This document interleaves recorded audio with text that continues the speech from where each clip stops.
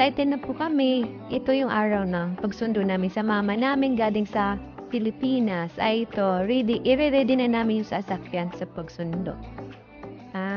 Sasakyan to ng ante tsaka tito ko. Nakatira sila dito sa Brisbane. O ayan, andito naman sa parking space ng airport sa Brisbane.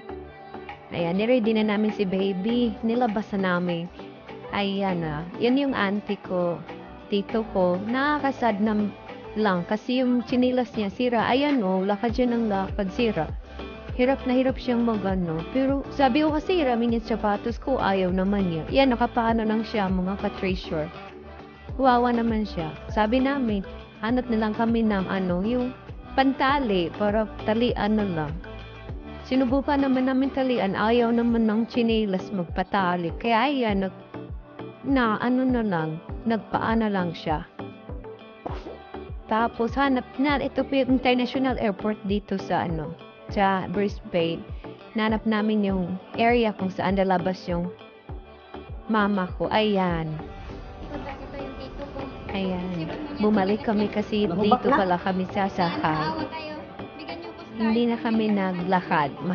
Kasi malayo. Ay, ito. Dito na kami sa sa waiting area po. Yan yung anak ko. Kugos ng tita, auntie niya.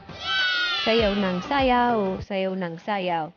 Ito pala yung pintuan kung saan lalabas yung mga nag-travel. Hinintay namin yung mama namin. Talagang kami, nasa unahan para makita niya kami agad. Eto. Yeah, excited na po kami. Mahita lula ng anak ko. Yan. Ilang na lang, minuto, makikita na. Ayan yung mama ko. Ayan guys. Diba?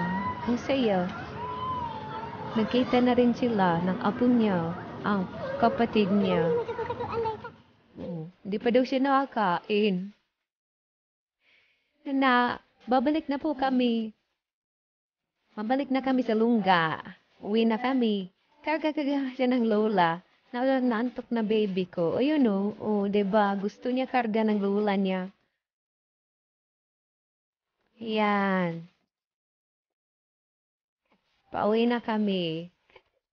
Tapos yun, sakay na kami ng sasakyan uli. Pauwi na kami. Tapos yan guys, ito lang na-share ko. Ito yung airport. First time namin, second time pala, na pumunta sa airport na to. Salamat guys! Thank you for watching!